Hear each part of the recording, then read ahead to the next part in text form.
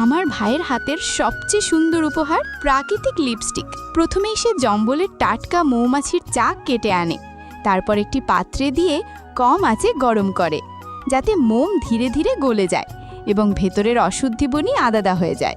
গলানো মোমটাকে পরিষ্কার কাপড় দিয়ে ছেঁকে রেখে দেয় কিছুক্ষণ, যাতে তা জমে নরম মাখনের মতো রূপ নেয়। এইটিই হয়ে ওঠে লিপস্টিকের মূল ভিত্তি। এবার সে তুলে আনে সুগন্ধি গোলাপের পাপড়ি, ভালো করে ধুয়ে পরিষ্কার করে, তারপর ঠান্ডা ছায়ায় 2-3 দিন শুকোতে দেয়, যাতে তাদের রং আর গন্ধ অটুট থাকে। শুকিয়ে গেলে সেগুলোকে ওখলিতে আস্তে আস্তে কুটে নেয়, ফলে তৈরি হয় হালকা গোলাপি রঙের সুঘ্রাণ ভরা পাউডার। এই পাউডারের সঙ্গে মেশায় আগে থেকে তৈরি করা মোম আর সামান্য ভেষজ তেল। এতে লিপস্টিকে আসে আর্দ্রতা, প্রাকৃতিক উজ্জ্বলতা আর দীর্ঘস্থায়িত্ব।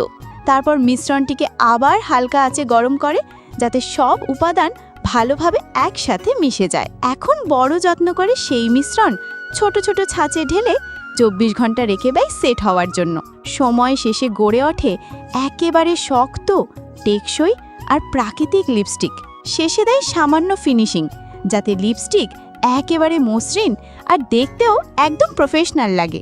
এটি শুধু ঠোঁটকেই সুন্দর করে না, সাথে দেয় কোমলতা, রঙের আভা আর মিষ্টি এক ঘ্রাণ, যেন প্রতিটি রঙে মিশে আছে ভাইয়ের যত্ন আর প্রকৃতি স্নেহ। আপনি যদি এই লিপস্টিক পেতে চান, কমেন্ট করুন আর লাইক করুন। সাবস্ক্রাইব করে আমাদের পাহাড়ি পরিবারের সঙ্গে যুক্ত থাকুন।